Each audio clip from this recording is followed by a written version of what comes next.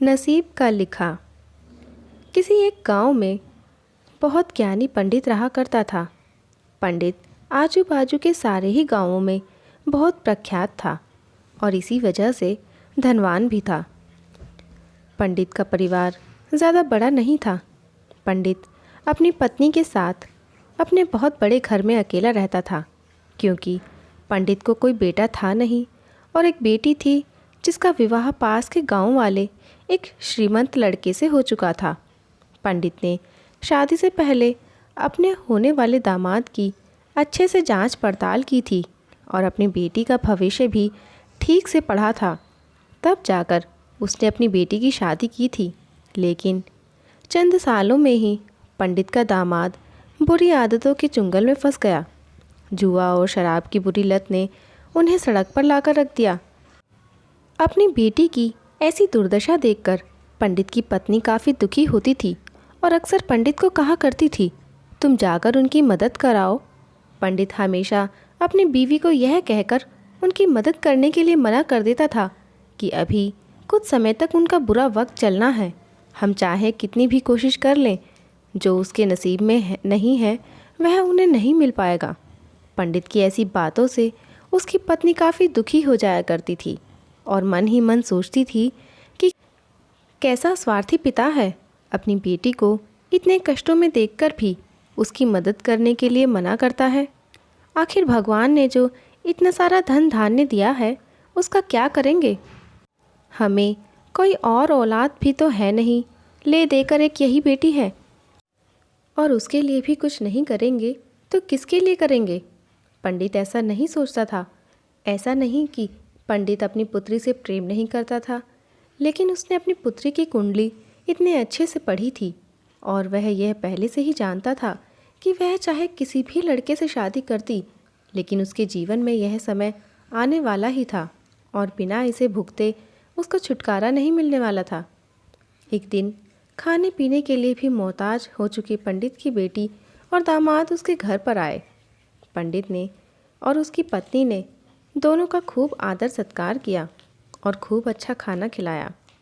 बेटी और दामाद की पंडित से सहायता मांगने की हिम्मत न हुई, इसीलिए वह बिना बोले ही वापस अपने घर को लौटने लगे। लेकिन माँ तो माँ होती है। पंडिताइन ने से रहा नहीं गया और बिना पंडित की इजाज़त के उसने चोरी छुपे बूंदी के लड्डू बनाकर उसमें सोने के सिक्के रख दिए और बेटी और दामाद को दे दिए, ताकि बेटी और दामाद की कुछ आर्थिक सहायता हो सके। पंडिताइन यह भी जान गई थी कि बेटी और दामाद शर्म के मारे उनसे मदद नहीं मांग रहे थे, इसीलिए उसने बेटी और दामाद को भी लड्डुओं में छिपे सिक्कों के बारे में कुछ नहीं बताया। जाहिर सी बात है कि जब वो लोग घर पर जाकर लड्डू खाएंगे तो उन्हें उसमें सोने के सिक्के मिल जाएंगे। इस तरह बिना उनके मांगे ही उन तक मदद पहुंच जाएगी। सोचकर पंडिताइन मन ही मन अपनी बेटी की मदद करने के लिए खुश होने लगी। पंडित के दामाद और बेटी उन दोनों का आशीर्वाद लेकर अपने घर की तरफ रवाना हो गए। उन दिनों गाड़ियाँ तो होती नहीं थी, घोड़ा गाड़ी या बैल गाड़ियाँ चलती थीं। पैसे ना होते तो और चीज़ों की लेन देन से भी व्यवहार होता था। बेटी और दामाद का गांव पंडित के गांव से कोसों दूर था, फिर भी पैसों की कमी के कारण वह चलकर अपने गांव की तरफ निकल पड़े। थोड़ी दूर ही चले थे कि पंडित की बेटी के पैर में मोच आ गई और अब उसको चलना भी मुश्किल हो गया था। पंडित के दामाद ने जब देखा कि उसकी बीवी अब बिल्कुल चलने में सक्षम नहीं है, तो उसने एक तांगा अपने घर तक किराए पर ले लिया। दोनों पति पत्नी तांगे में बैठकर घर तक पहुंच गए, लेकिन तांगे वाले को देने के लिए उनके पास पैसे नहीं थे। इसीलिए पंडिताइन ने जो बूंदी के लड्डू उन्हें दिए थे वही किराए के तौर पर उस तांगे वाले को दे दिए। तांगे वाला बूंदी के लड्डू को लेकर वहाँ से चला गया। तांगे वाला अपने घर की तरफ जा रहा था, तब उसे एक हलवाई की दुकान दिखी।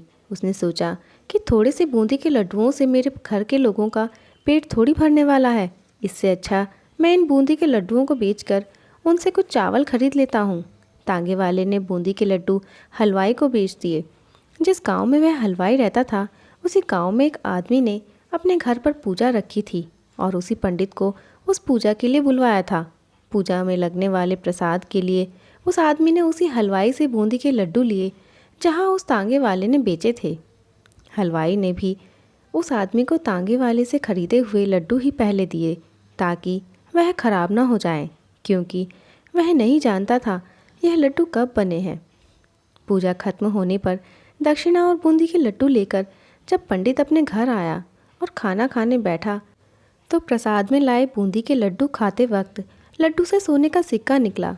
इस घटना को देखकर पंडिताइन की आंखों से आंसू बहने लगे। पंडित ने जब पंडिताइन से उसके रोने का कारण पूछा तो पंडिताइन ने पंडित को सब कुछ बताया और पंडित से उनकी बातों पर भरोसा न करने के लिए माफ़ी मांगी। पंडित ने पंडिताइन के आंसू पोंछे और कहा कि तुम्हारी तरह मैं भी हमारी बेटी को बहुत प्रेम करता हूँ, लेकिन अगर हम उसकी अब मदद करते हैं तो दामाद हमसे हमेशा ऐसे ही मदद की अपेक्षा रखेगा और अपनी बुरी आदतों को कभी नहीं छोड़ेगा। पंडिताइन भी अब पंडित की बातों से सहमत हो गई। 2-3 महीने बीत गए। पंडित के दामाद और बेटी फिर से एक बार उसके घर आए और इस बार उनकी परिस्थिति पहले से बेहतर थी, क्योंकि पिछली बार खाली हाथ जाने के बाद दामाद ने नया काम शुरू किया था और अपनी सारी बुरी आदतें भी छोड़ दी थी। तो दोस्तों, इस कहानी से यह शिक्षा मिलती है कि नसीब का लिखा कभी मिटाया नहीं जा सकता। यदि किसी के भी नसीब में कोई समय अच्छा या बुरा आता है तो वो उसे स्वयं भोगना ही पड़ता है। आशा करती हूँ दोस्तों आपको कहानी ज़रूर पसंद आई होगी।